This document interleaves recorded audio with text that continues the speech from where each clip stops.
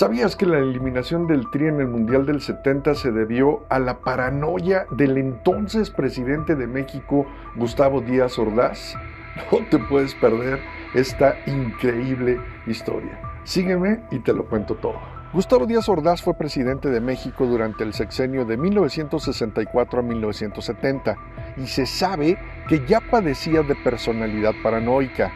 A dicha conducta se le atribuyó, de hecho, la lamentable represión estudiantil del 2 de octubre de 1968 en Tlatelolco, un oscuro y sangriento episodio en la historia de México.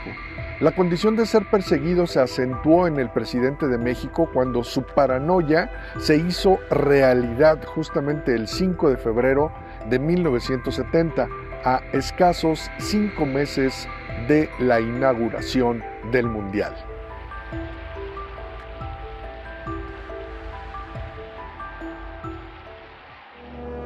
El atentado. Resulta que ese día, en el marco de las celebraciones por el 53 aniversario de la Constitución mexicana, realizadas en la Ciudad de México, un personaje llamado Carlos Francisco Castañeda de la Fuente, un hombre de 28 años de edad, militante, por cierto, del Partido Revolucionario Institucional, el PRI, que era el partido del gobierno en el poder, y aspirante a seminarista en algún momento de su vida, intentó asesinar al mismísimo presidente mexicano Gustavo Díaz Ordaz en las inmediaciones del Monumento a la Revolución, aquel 5 de febrero de 1970. Este hecho en aquel momento no fue revelado por la prensa, ya que Díaz Ordaz tenía dominados y controlados a todos los medios de comunicación, por lo que se tapó la noticia.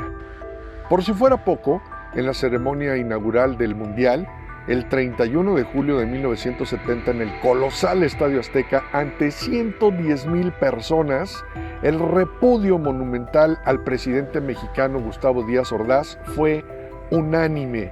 A 2 años de la matanza de Tlatelolco, abucheado, que retumbó deportiva y políticamente ese gran abucheo en todo el mundo. Escuchemos. Solemnemente inaugurado el 9º Campeonato Mundial de Fútbol, Copa Jules Rimet. Por lo tanto, el mandamás mexicano estaba más afectado que nunca al ver cómo la selección mexicana de fútbol provocaba tumultos y festejos multitudinarios ante su buen paso en la primera fase del Mundial.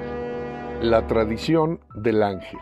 México en el juego inaugural empató 0-0 con la Unión Soviética, que dicho sea de paso, Díaz Ordaz también tenía bien vigilada a la delegación rusa, de quienes se sentía amenazado por su filosofía comunista.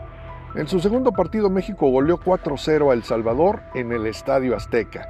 Dicha goliza fue el parteaguas para iniciar la común tradición en la Ciudad de México de ir a celebrar las grandes victorias deportivas al Monumento del Ángel de la Independencia en la avenida Paseo de la Reforma.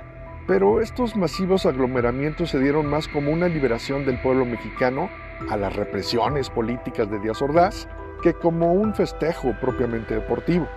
Lo que sí es un hecho es que a partir de aquel 7 de junio de 1970, tras la goleada a El Salvador, el Monumento del Ángel de la Independencia en la Ciudad de México se convirtió en el epicentro de los festejos futbolísticos nacionales y posteriormente de todos los deportivos.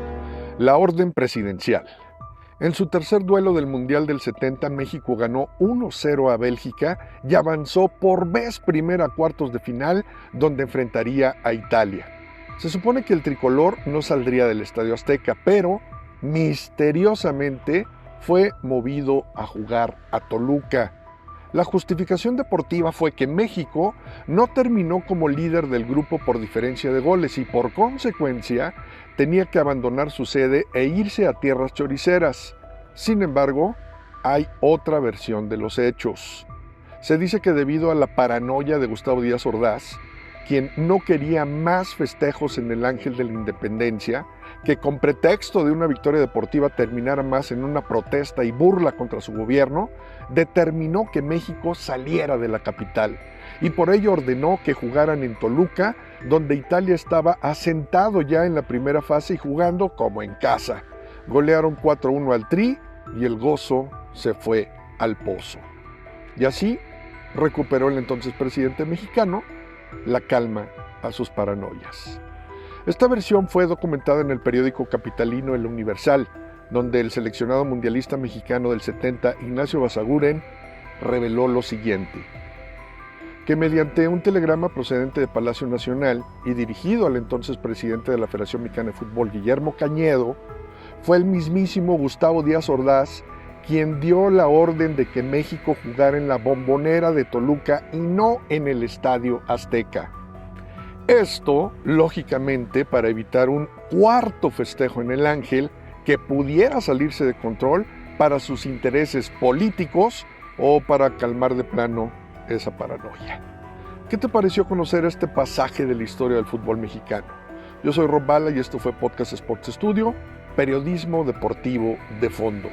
No olvides suscribirte al canal, darle like al video, compartirlo, comentarlo y si gustas, puedes adquirir la membresía para tener acceso a contenidos exclusivos. También te sugerimos el siguiente reportaje de fondo relacionado con Kate Cowell, el vaquero del rebaño sagrado, llamado a ser el próximo goleador de las Chivas Rayadas del Guadalajara.